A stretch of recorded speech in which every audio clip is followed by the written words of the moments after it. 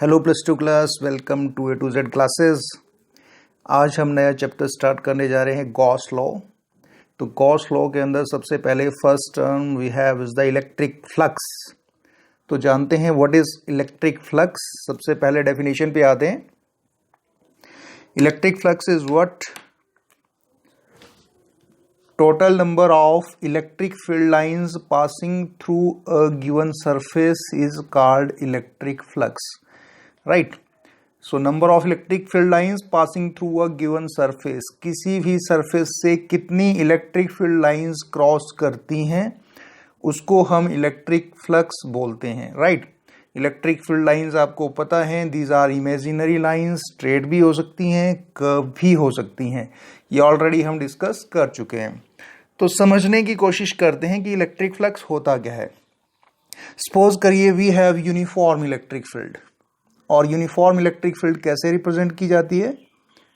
It is represented by equispaced parallel lines, straight parallel lines, right? These are uniform electric field. Clear? इसके ऊपर हम कुछ surfaces assume करते हैं, क्योंकि डेफिनेशन में बोला गया है कि इलेक्ट्रिक फील्ड लाइंस किसी सरफेस से कितनी पास करती हैं उसको इलेक्ट्रिक फ्लक्स बोला जाता है, राइट? तो suppose we have a surface like this,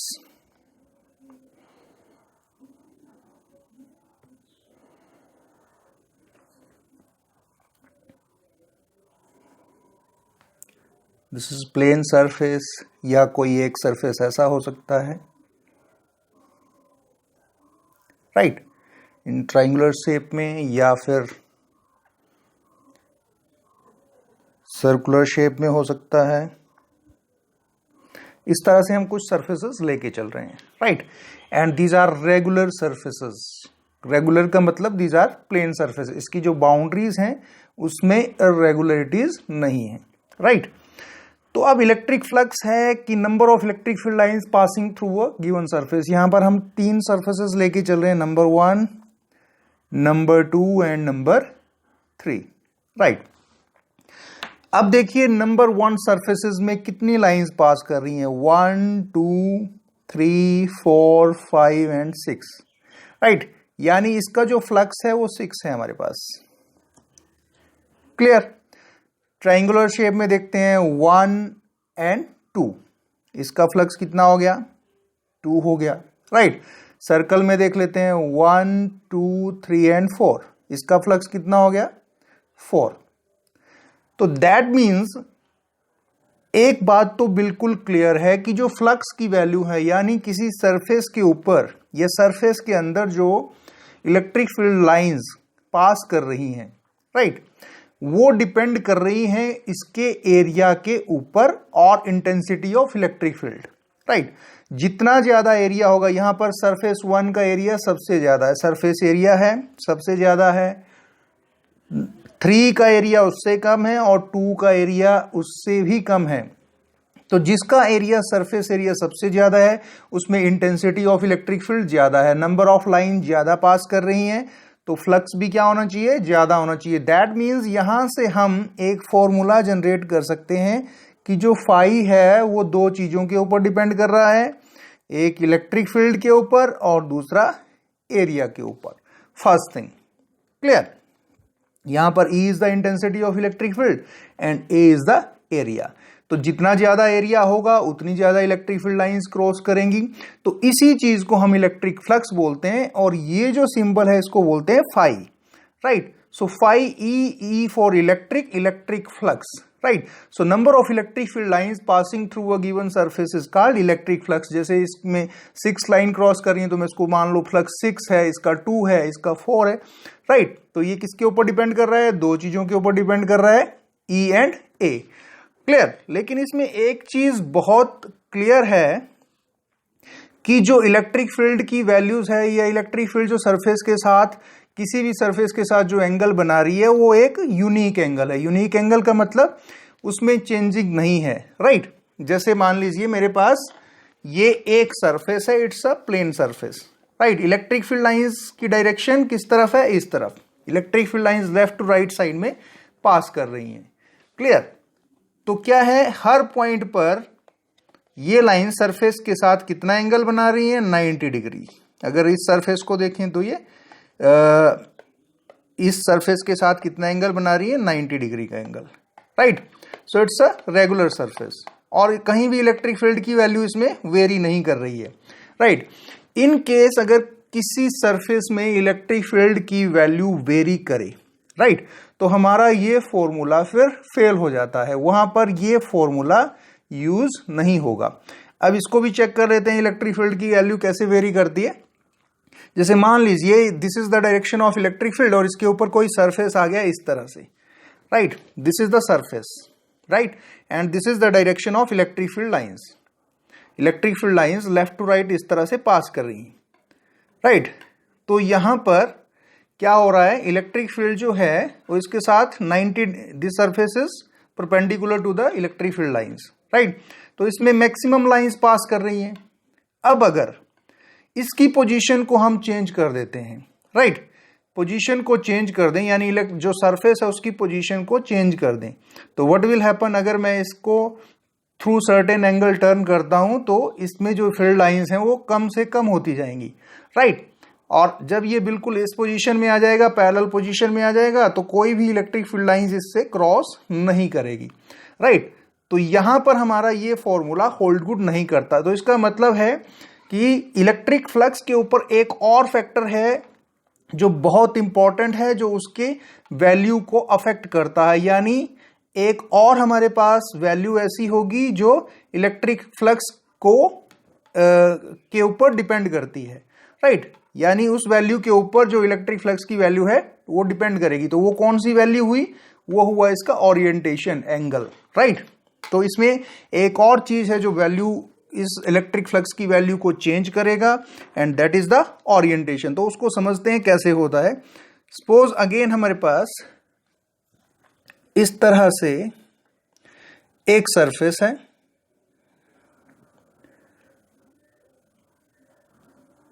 right, और these are the electric field lines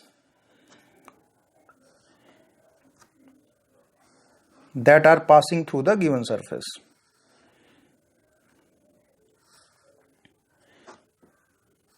It is like this, right? अब क्या करते हैं, इस सरफेस को, इस एरिया को कुछ एंगल में मैं रोटेट कर देता हूं।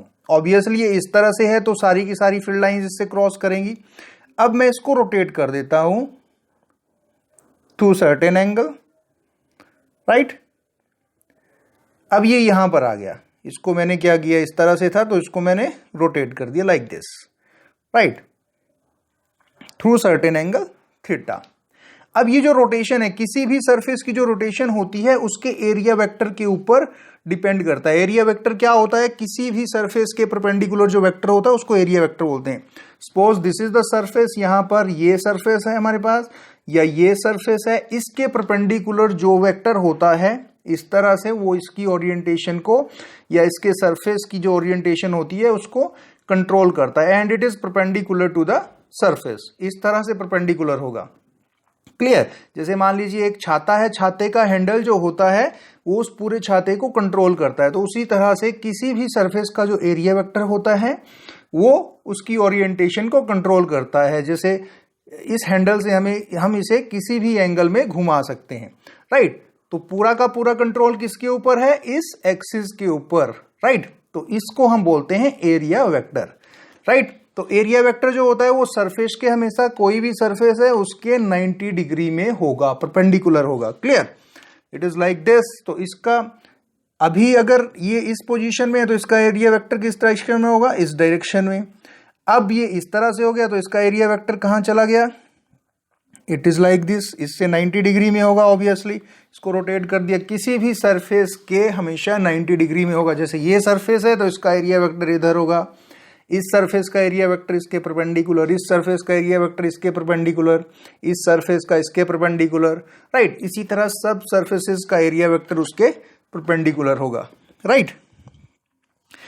और एरिया वेक्टर भी इलेक्ट्रिक फील्ड के साथ कितना एंगल बनाएगा, थीटा बनाएगा।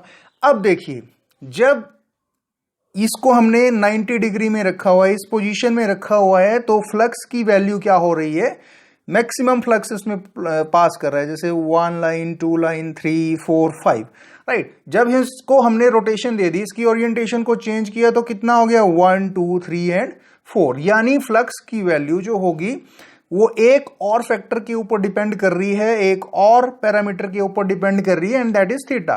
यानी अगर हम उसको रोटेट करते हैं तो फ्लक्स की वैल्यू क्या हो रही है, चेंज हो रही है। यहां पर मैक्सिमम फ्लक्स जा रहा है, जैसे जैसे इसको रोटेट करेंगे फ्लक्स की वैल्यू कम हो रही है। अगर ये इसके बिल्कुल पैरेलल में आ जाता है तो कोई भी लाइंस इस सरफेस से क्रॉस नहीं करेंगी, राइट। तो अब इस फैक्टर को कैसे निकालेंगे हम, तो यहां इस केस में ये वाला जो फॉर्मूला है हमारा E इंटू ए, ये नहीं लगेगा, राइट। तो वेरिएबल यानी इलेक्ट्रिक फील्ड जो है ये वेरिएबल है, यहां पर वेरिएबल इलेक्ट्रिक फील्ड है, variable electric field, right. Electric field की वैल्यू वेरी कर रही है with the orientation of this area. तो मान के चलते हैं कि अगर हमारे पास दिस एरिया, अगर हम इतना सा एरिया y मान लें, राइट। अब फ्लक्स कितने एरिया में आ रहा है, सिर्फ इस एरिया में। अगर ये देखें हम, जब हमने इसको रोटेट कर लिया, फर्स्ट पोजीशन में हमारा कितना था, मान लीजिए ये XY था, राइट। अब हमारा कितने से एरिया में है, सिर्फ इतने से एरिया में। तो इसको हम कैसे फाइंड आउट करेंगे, फ्लक्स की वैल्यू इस एरिया में कैसे फाउंड की जाएगी, तो उसके लिए सपोज करते हैं this surface area is y, यहां पर इसको हम y एज्यूम कर लेते हैं, and this is the area A। तो हमारे पास इसकी वैल्यू कितनी हो जाएगी, यहां देखें तो ये एंगल थीटा है, और ये इसको भी मिला लें तो ये एक राइट एंगल ट्राइंगल बनती है, दिस इज 90 डिग्री। तो y अपॉन a हमारे पास कितना हो जाएगा, अगर हम चेक करें तो it is equal to cos of angle theta. अगर हम राइट एंगल का रूल लगाते हैं तो ये बन जाएगा कॉस ऑफ एंगल थीटा। तो y की वैल्यू हमारे पास कितनी हो जाएगी, यानी जिस एरिया से फ्लक्स पास कर रहा है, ये सिर्फ इतना फ्लक्स पास कर रहा है हमारे पास इस एरिया में, राइट। तो इसकी वैल्यू कितनी हो गई हमारे पास, a cos of angle theta, right. This is the area through which electric line of forces are passing. तो हमारे पास इलेक्ट्रिक फ्लक्स की वैल्यू कितनी हो जाएगी, देयरफॉर फाई ई हमारे पास होता है E इंटू ए। तो एरिया है हमारे पास a cos theta, electric field की वैल्यू E, तो ये कितना बन जाएगा E a cos of angle theta, right. तो थर्ड फैक्टर हमारे पास कौन सा आ गया, दिस फैक्टर। तो ये अब तीन चीजों के ऊपर डिपेंड कर रहा है, एक इलेक्ट्रिक फील्ड के ऊपर डिपेंड करेगा, एरिया के ऊपर, और एंगल के ऊपर, थीटा जो ओरिएंटेशन है उसके ऊपर भी ये डिपेंड करेगा, right. E a cos of angle theta. तो यहां से एक फॉर्मूला और जनरेट हो गया, this is first formula, this is second formula, clear. या E a कॉस थीटा को अगर हमने वेक्टर्स में रिप्रेजेंट करना है तो कैसे रिप्रेजेंट करोगे, इसको हम लिख सकते हैं E डॉट a, राइट। क्योंकि दो वेक्टर्स का क्रॉस डॉट प्रोडक्ट किसके बराबर होता है, उनका magnitude and cosine of angle between them. इसको हम ऐसे भी लिख सकते हैं, राइट। अब अगले केस पे आते हैं। मान लीजिए हमारे पास जो इलेक्ट्रिक फील्ड की वैल्यू है वो नॉन यूनिफॉर्म है, it's not uniform, non uniform है, और जो सरफेस है वो भी स्मूथ सरफेस है, स्मूथ सरफेस नहीं है, यानी आर्बिट्ररी है, जस्ट लाइक ग्वावा, राइट। इस तरह से मान लेते हैं। नॉन यूनिफॉर्म इलेक्ट्रिक फील्ड का मतलब जैसे प्लस क्यू चार्ज है हमारा, राइट। ये कैसे इलेक्ट्रिक फील्ड जनरेट करेगा, चारों तरफ इस तरह से इलेक्ट्रिक फील्ड जाएगी, और ये सारी इलेक्ट्रिक फील्ड कैसी होती है आपको पता है, इट्स नॉन यूनिफॉर्म, क्योंकि इसकी सेपरेशन हर पॉइंट पर सेम नहीं होती। इसी तरह से इस डायरेक्शन में, हर डायरेक्शन में, राइट। और अब जो सरफेस है it's not uniform, not plane surface और रेगुलर सरफेस, इसकी तरह रेगुलर नहीं है, यानी जो इसके सरफेस हैं वो इट इज लाइक दिस। ये सरफेस इस तरह से हो सकता है इररेगुलर शेप का, राइट। तो obviously this is the direction of electric field. यहां पर इलेक्ट्रिक फील्ड की डायरेक्शन ये है, राइट। हर पॉइंट पर इलेक्ट्रिक फील्ड की डायरेक्शन जो है इस तरह से, राइट, जिस तरह से इलेक्ट्रिक लाइन ऑफ फोर्सेस पास कर रही हैं। अब इस सरफेस में हमने इलेक्ट्रिक फ्लक्स की वैल्यू को फाइंड आउट करना है। तो ऐसे केसेस में आप देख रहे हो कि सरफेस इज आर्बिट्ररी, तो हमें क्या करना पड़ेगा, यहां पर जो हर सरफेस का एरिया वेक्टर होगा वो अलग अलग होगा। एरिया वेक्टर जो होता है सरफेस के परपेंडिकुलर होता है, सब सरफेसेस के लिए परपेंडिकुलर रहेगा। सपोज करिए यहां पर इसका जो area vector it is like this, यहां पर इसको हम θ1 मान लें, राइट, यहां θ2 मान लें, यहां पर मान लो एरिया वेक्टर और इलेक्ट्रिक फील्ड की डायरेक्शन सेम है, यहां पर एंगल इस तरह से हो जाता है एरिया वेक्टर का, यहां पर इस तरह से हो जाता है, राइट। तो हर पॉइंट पर आप देख रहे हो कि इलेक्ट्रिक फील्ड और जो एरिया वेक्टर है, सरफेस का एरिया वेक्टर है, उसका जो एंगल है वो डिफर कर रहा है, राइट। तो ऐसे केसेस में जो इलेक्ट्रिक फ्लक्स की वैल्यू होगी वो भी डिफर करेगी। तो इसको कैसे कर सकते हैं, तो हम क्या करेंगे, इन सब का अलग अलग से इलेक्ट्रिक फ्लक्स निकालेंगे और फिर ऐड करके हम फाइनल इलेक्ट्रिक फ्लक्स की वैल्यू निकाल लेंगे। This is for non uniform. ये क्या है हमारे पास, नॉन यूनिफॉर्म है, नॉन यूनिफॉर्म इलेक्ट्रिक फील्ड। और सरफेस कैसा है, सरफेस इज इर्रेगुलर, राइट। तो फिर इनको प्लस करके हम फाइनल वैल्यू निकाल सकते हैं। तो इसको बोलते हैं हम calculus method, that is calculus method, right. यानी सबका अलग अलग से हम इलेक्ट्रिक फ्लक्स की वैल्यू फाइंड आउट करेंगे और उसके बाद फाइनल में सबको ऐड करके फाइनल वैल्यू फाइंड आउट कर लेंगे। मान लीजिए हमारे पास यहां पर सरफेस है ds, राइट। तो इसमें इलेक्ट्रिक फ्लक्स की वैल्यू कितनी हो जाएगी हमारे पास, मान लीजिए φ1 आ गया हमारे पास, E ds cos of θ1, right. यहां एंगल कुछ और है। उसी तरह सेकेंड सरफेस पे आ गया मान लो φ2 E ds cos θ2, right. ds क्या है इसमें, स्मॉल एरिया जो हमने यहां पर इस पॉइंट इन पॉइंट्स पर मान के रखा हुआ है, राइट। उसी तरह से φ3 आ जाएगा E ds cos θ3 and so on so forth. और लास्ट में क्या करेंगे, हम टोटल इलेक्ट्रिक फ्लक्स निकाल लेंगे। टोटल इलेक्ट्रिक फ्लक्स क्या होगा, φ1 प्लस φ2 प्लस φ3, इन सबको जितनी भी वैल्यूज हैं उन सबको क्या कर लेंगे, ऐड कर लेंगे, राइट।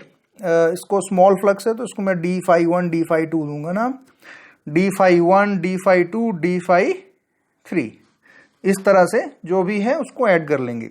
तो इसमें क्या करेंगे, फिर इसको हम टोटल वैल्यू इंटीग्रेट करके निकाल लेंगे, यानी integration of dφ, right. Integration कर देंगे सारी जितने भी हमारे पास हैं 1 2 3 सबका इंटीग्रेशन, dφ की इंटीग्रेशन। और dφ की एक्चुअल वैल्यू हमारे पास क्या है, it is E ds cos of angle theta. तो हमारे पास ये एक फॉर्मूला और बन गया। अगर ds करके हमारे पास क्या आ जाएगा, इंटीग्रेशन करके हमारे पास ये बन जाएगा पूरा a, राइट। ये पूरा एरिया बन जाएगा। या इसको सिंपली आप लिख सकते हो integration E a cos of angle theta, right, φe। तो ये हमारे पास एक और फॉर्मूला जनरेट हो गया। अगर सरफेस इर्रेगुलर है और फील्ड नॉन यूनिफॉर्म है तो हमारे पास कौन सा फॉर्मूला लगेगा, integration E a cos of angle theta या E ds cos of angle theta. ये भी फॉर्मूला सही है और ये भी फॉर्मूला सही है, क्लियर। इन केस ये सरफेस क्लोज हो जाए, अगर ये पूरा सरफेस हमारा एक क्लोज्ड सरफेस है, right, just like a loop, तो उस केस में जो हमारा फॉर्मूला बनता है वो बन जाएगा हमारे पास electric flux is equal to close integration. अब इसमें क्या करेंगे, इस इंटीग्रेशन में हम एक सर्कल लगा देंगे इस तरह से, और ये इस तरह से बन जाएगा E a cos of angle theta. या इसको आप ऐसे भी लिख सकते हो E ds cos of angle theta close integration. तो हमारे पास इस तरह से एक अनदर फॉर्मूला बन गया, राइट। ये कब आ रहा है हमारे पास, if surface is closed, clear. Close surface के लिए हम क्या करेंगे, इसको क्लोज इंटीग्रेशन में रख देंगे। तो हमारे पास हमने एक फॉर्मूला ये जनरेट कर लिया, सेकंड हमने ये फॉर्मूला जनरेट किया, थर्ड ये और फोर्थ ये सारे के सारे इलेक्ट्रिक फ्लक्स के फॉर्मूला है, राइट। तो generally it's nothing, it's the total number of electric field lines passing through a given surface is called electric flux. तो आपके ये सारे के सारे फॉर्मूले सही हैं, राइट। अगर हम यूनिट्स की बात करें तो इलेक्ट्रिक फ्लक्स की यूनिट्स क्या हो जाएगी? अगर यूनिट्स की बात करते हैं तो यहां देखिए, यहां पर इलेक्ट्रिक फील्ड का फॉर्मूला हमारे पास क्या होता है? इलेक्ट्रिक फील्ड का फॉर्मूला होता है हमारे पास force per unit charge, right, और दिस इज एरिया। तो यूनिट्स की बात करें तो फोर्स की यूनिट होती है न्यूटन, चार्ज की होती है कूलम, एरिया की होती है मीटर स्क्वायर। तो हमारे पास क्या यूनिट्स बन जाएगी? Newton metre square per coulomb या coulomb inverse, this is the unit, SI unit. उसी तरह से डायमेंशनल फॉर्मूला भी हम फाइंड आउट कर सकते हैं। डायमेंशनल फॉर्मूला कैसे हो जाएगा हमारे पास? डायमेंशनल फॉर्मूला भी हम इसमें लगा सकते हैं। फोर्स के लिए होता है हमारे पास ml t-2, चार्ज के लिए होता है at, और एरिया के लिए होता है l स्क्वायर। तो इसको इकट्ठा कर लेते हैं तो ये कितना हो जाएगा हमारे पास? ये हो जाएगा m 2 और 1 3 हो गए, ml3, t एक ऊपर चला जाएगा तो t-3 और a भी ऊपर चला जाएगा a-1। सो ml3 t-3 a-1, राइट। और एक इंपॉर्टेंट चीज है कि ये कैसा है physical quantity? It's a scalar quantity, it is scalar quantity, right. Electric flux जो है वो स्केलर क्वांटिटी है, याद रखना है। अब स्केलर क्वांटिटी जैसे मान लीजिए एक रूम है, रूम की खिड़की से हवा अंदर आ रही है, तो हवा का अंदर आना क्या है? That is called flux, right. इस तरह से आप मान सकते हो कि ये एक विंडो है और उससे हवा अंदर आ रही है। जब ये हवा कमरे में पहुंच जाएगी तो इसकी कोई डायरेक्शन नहीं होगी, right, it has no direction, room के अंदर इसकी कोई डायरेक्शन नहीं होती, तो उसी को हम फ्लक्स बोलते हैं। क्लियर? तो फ्लक्स आप समझ गए होंगे कि it's a number of electric field lines passing through a given surface and it is a scalar quantity. और इसके फॉर्मूलाज भी हमने डिस्कस कर लिए, तो इसकी डेफिनेशंस पे आ जाते हैं। It is the electric flux linked with any surface is defined as total number of electric field lines that pass through the surface. और इसका फॉर्मूला हमने जनरेट किया phi is equal to EA। या दूसरा फॉर्मूला क्या generate किया? The total electric flux through a closed surface ने in an electric field may be defined as the surface integral of electric field over that surface। इस चीज को हम surface integral भी बोलते हैं, right. surface integral of electric field, यहां पर इलेक्ट्रिक फील्ड है और ये area is that is called surface integral, E dot A, या इसको बोलोगे EA cos of angle theta, right. और अगर सरफेस क्लोज है तो यहां पर क्लोज इंटीग्रेशन लगा लेंगे, E डॉट ए या EA cos of angle theta. SI unit newton metre square per coulomb square, sorry per coulomb. और डायमेंशनल फॉर्मूला आ जाएगा ml3 t-3 a-1 and it is a scalar quantity. Clear? अब next topic के ऊपर चलते हैं। Next we have is the Gauss law. It's a very important law, या इसको गॉस थ्योरम भी कहा जाता है। गॉस थ्योरम क्या बोलती है हमारे पास? According to this theorem total electric flux through any closed surface in free space is equal to 1 upon epsilon naught times the total electric charge enclosed by that surface, right। यानी कोई close surface है, उसमें total electric flux की value कितनी होगी? वो होगी Q upon epsilon naught. This is the formula of electric flux. हमने अभी डिस्कस किया E डॉट ds या E डॉट A जिसको हम बोल सकते हैं, right, over the surface S is equal to कितना होगा? Q upon epsilon naught. यानी ये क्या बोल रहा है कि अगर हमारे पास कोई क्लोज सरफेस है, इस तरह से कोई क्लोज्ड सरफेस है और उस पर कोई चार्ज है Q, राइट, तो ऑब्वियसली इसकी इलेक्ट्रिक फील्ड लाइंस चारों तरफ इस तरह से बाहर रेडियली आउटवर्ड डायरेक्ट करेंगी। तो उसका जो इलेक्ट्रिक फ्लक्स होगा, जितनी भी इलेक्ट्रिक फील्ड लाइंस उस सरफेस से पास करेंगी, वो कितनी होगी? वो होगी हमारे पास Q upon epsilon naught, right. इसमें जो फ्लक्स की वैल्यू होगी हमारे पास कितनी होगी, Q अपॉन एप्सिलॉन नॉट। इसी चीज को हमने क्या करना है, प्रूव करना है, राइट। तो चलिए डिस्कस करते हैं इसको। सपोज कर लेते हैं हमारे पास एक स्फीयर है, right. Suppose we have a sphere like this, we have a sphere जिसका रेडियस है R और सेंटर O, राइट। और इसके सेंटर के ऊपर है हमारे पास चार्ज प्लस Q, राइट। अब ऑब्वियसली प्लस Q चार्ज है तो इसकी इलेक्ट्रिक फील्ड रेडियली आउटवर्ड होगी चारों तरफ। और सरफेस क्या है, सिमेट्रिकल सरफेस है। और जब सरफेस सिमेट्रिकल होता है तो सरफेस के ऊपर इलेक्ट्रिक फील्ड की वैल्यू हर पॉइंट पर सेम होती है।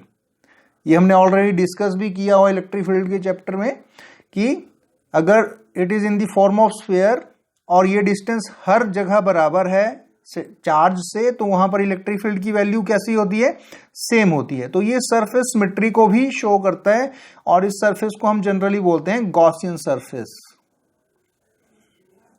It is called Gaussian surface, याद रखना है। इसको हम नाम दे देते हैं S.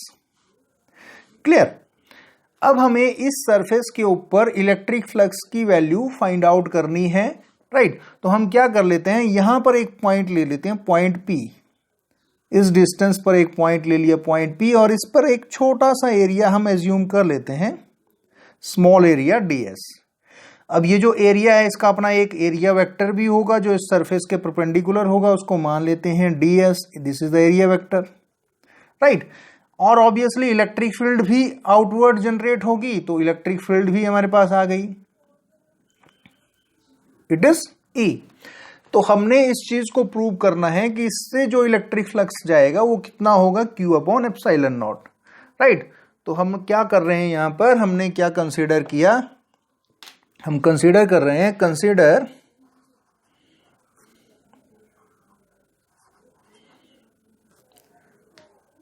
a sphere of radius r having charge Q at the center O।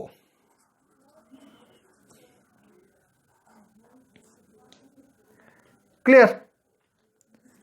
यहां पर हमारे पास चार्ज है Q। अब सबसे पहले हम क्या फाइंड आउट करेंगे, हम इलेक्ट्रिक फील्ड की वैल्यू फाइंड आउट करेंगे। कहां पर, यहां पर इस पॉइंट पर इलेक्ट्रिक फील्ड की वैल्यू कितनी होगी, तो सिंपल हमने ऑलरेडी किया हुआ है कि किसी डिस्टेंस पर पॉइंट चार्ज कितनी इलेक्ट्रिक फील्ड जनरेट करता है, तो हम फाइंड आउट कर सकते हैं। Now electric field at point P किसके कारण, ड्यू टू चार्ज Q, कितनी हो जाएगी, E is equal to Q upon formula होता है 4 pi epsilon naught R square, distance of separation का स्क्वायर। इसको हम रिज्यूम कर लेते हैं इक्वेशन नंबर 1, राइट। अब हम क्या कर रहे हैं, यहां पर एक स्मॉल एरिया एलिमेंट एज्यूम कर रहे हैं ds। और इस सरफेस के अंदर, पूरे सरफेस में अगर देखें तो बहुत सारे ऐसे एरियाज होंगे, ds ds ds ds करके ये पूरा सरफेस बनेगा, राइट। तो अगर हम इस सरफेस पे इलेक्ट्रिक फ्लक्स की वैल्यू फाइंड आउट कर सकते हैं तो हम इस पूरे सरफेस को फिर इंटीग्रेट करके क्या करेंगे, पूरी वैल्यू को फाइंड आउट कर लेंगे। क्लियर। तो हमने क्या किया, कंसीडर कर लिया हमने एक surface area, consider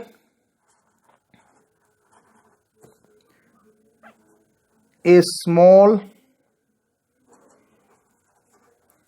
area element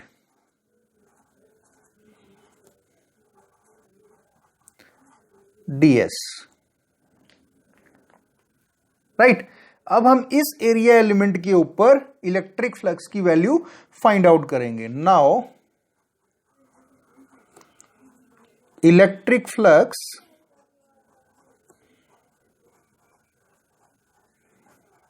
through this area element कितनी हो जाएगी value electric flux through this area element? हमारे पास हो जाएगा, स्मॉल एरिया एलिमेंट है तो फ्लक्स भी स्मॉल, डी फाई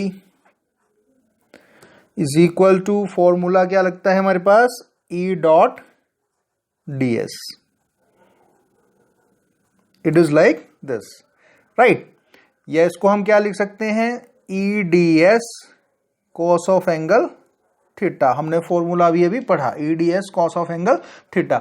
अब यहां देखें तो डी एस और ई सेम डायरेक्शन में हैं, दैट मींस इसके बीच का एंगल कितना होगा, 0 डिग्री, राइट. यहां पर क्या हो रहा है, since E and D S, vector D S जो है are in same direction, right. तो क्या हो जाएगा, so theta is equal to 0 degree. तो हमारे पास कितना आ जाएगा, ये वैल्यू आ जाएगी हमारे पास ई डी एस कॉस 0, और कॉस 0 की वैल्यू होती है 1, यानी हमारे पास ये आ गया E D S simple, right. D phi की वैल्यू आ गई हमारे पास ई इंटू डी एस. अब हमने उसी तरह से किसी और सरफेस डीएस एरिया के और सरफेस का इलेक्ट्रिक फ्लक्स निकाल सकते हैं. इस तरह डीएस करके ये पूरा क्या हो जाएगा, टोटल सरफेस एरिया का फ्लक्स हो जाएगा. तो हम कैसे करेंगे, टोटल फ्लक्स कैसे निकाल सकते हैं, इसको इंटीग्रेट करके, राइट. अब हम क्या कर लेंगे, now total electric flux,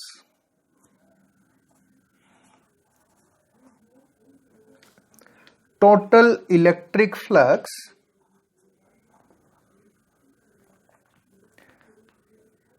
through the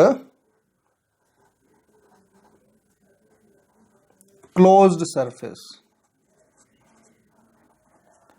ये कितना आ जाएगा हमारे पास, फाई ई की वैल्यू, यानी इंटीग्रेशन क्या किया हमने, डी फाई को इंटीग्रेट किया, डी फाई सबको प्लस करके हमने इसकी वैल्यू निकालनी है, राइट. और कैसा सरफेस है, it is closed, round surface, close surface है, तो इस तरह से हो जाएगा. तो इसकी वैल्यू हमारे पास कितनी है, it is E D S, right. अब यहां पर देखिए इस सरफेस में इलेक्ट्रिक फील्ड की वैल्यू हर पॉइंट पर सेम होगी, क्यों, क्योंकि चार्ज से हर पॉइंट सेम डिस्टेंस पर है, राइट. यानी ई की वैल्यू कैसी हुई, कांस्टेंट हुई. तो कांस्टेंट को इंटीग्रेशन से हम बाहर ले लेते हैं, या इसको हम लिख सकते हैं ई क्लोज इंटीग्रेशन डी एस. ये क्यों किया हमने, इसको भी हम राइट कर लेंगे, बिकॉज ई इज कांस्टेंट,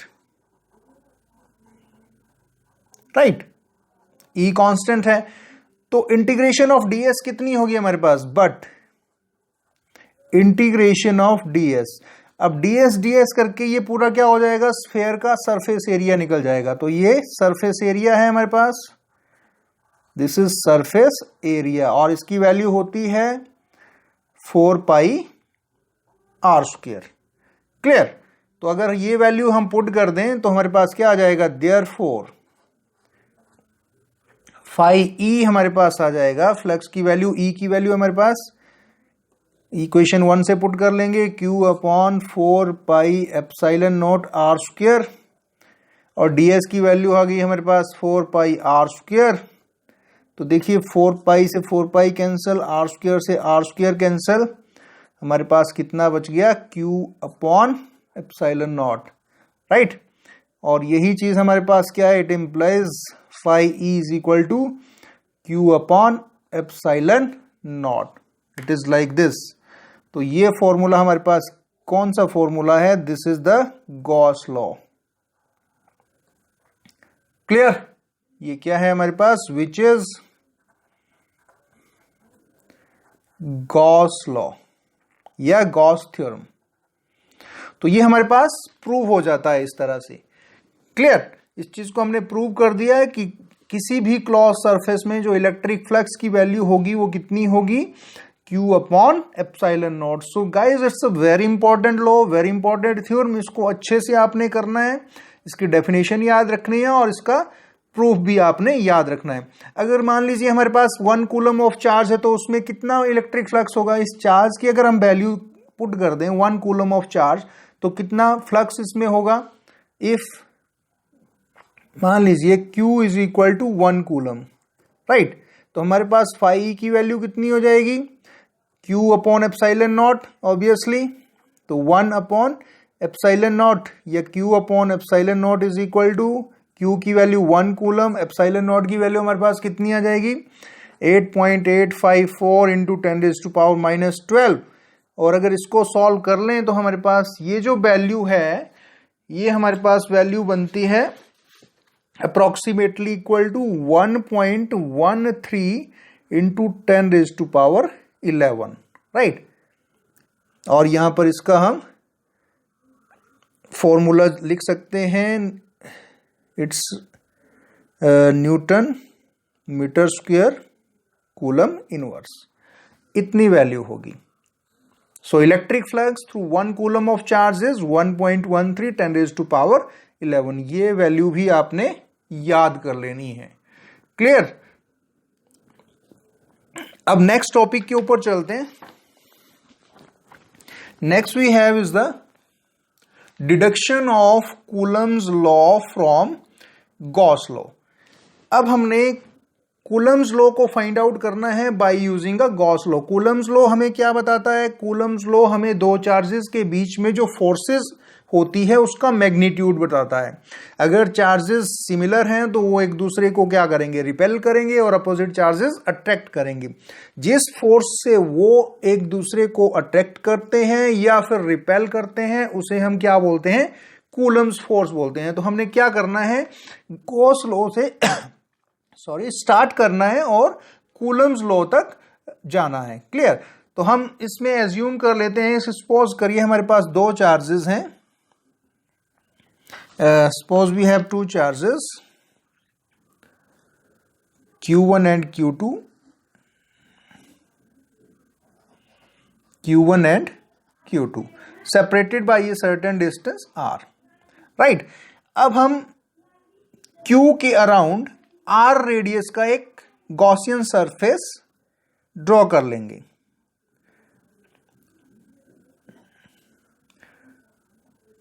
हमारा काम है R रेडियस का गॉसियन सरफेस ड्रॉ करना अराउंड द चार्ज Q1।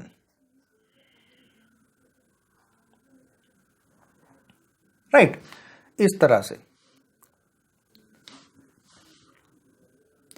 और इस पॉइंट पर एक स्मॉल एरिया एलिमेंट ले लेंगे ds।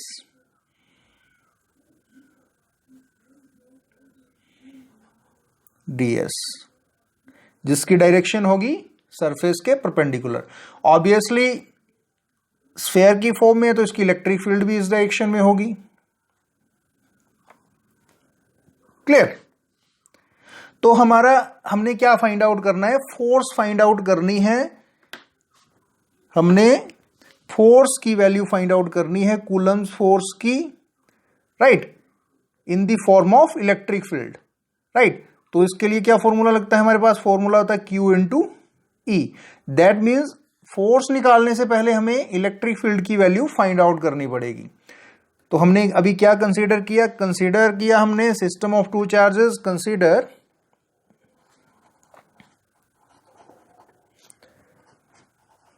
two charges Q1 and Q2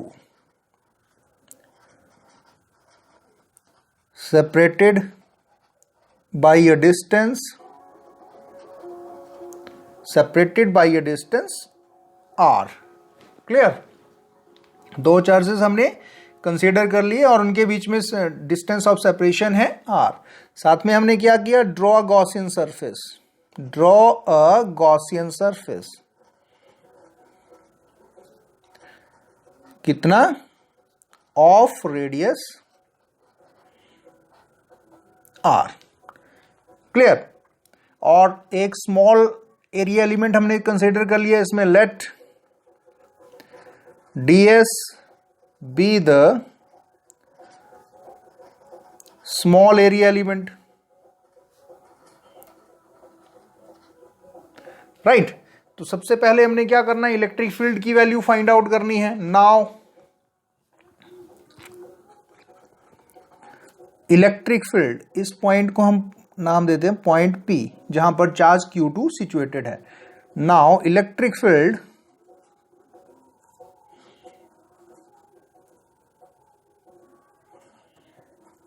eight point P कितनी हो जाएगी हमारे पास? E की वैल्यू होती है Q upon 4 pi epsilon naught R square. इसको दे देते हैं इक्वेशन नंबर 1. क्लियर. अब गॉस लॉ हमारे पास क्या बोलता है? हमने गॉस लॉ से स्टार्ट करना है और फोर्स तक जाना है, कूलम्स लॉ तक जाना है. तो according to Gauss law electric flux की वैल्यू होती है closed integration E dot ds. Right. या इसको हम लिख सकते हैं E ds cos of angle theta. Right. और ये किसके बराबर होता है हमारे पास?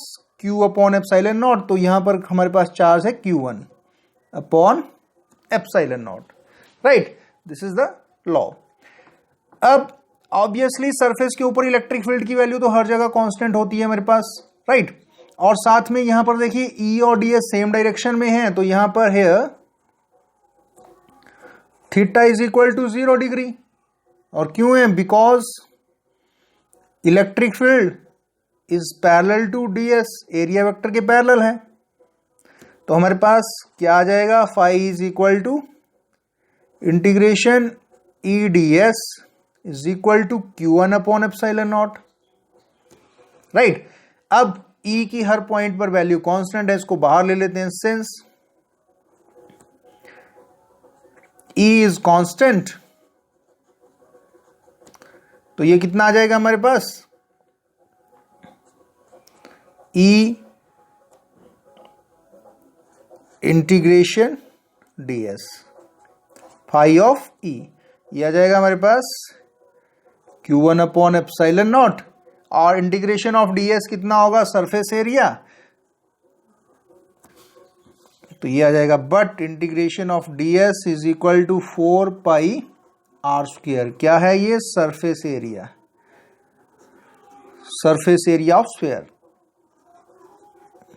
राइट. तो हमारे पास फाई E की वैल्यू कितनी हो जाएगी?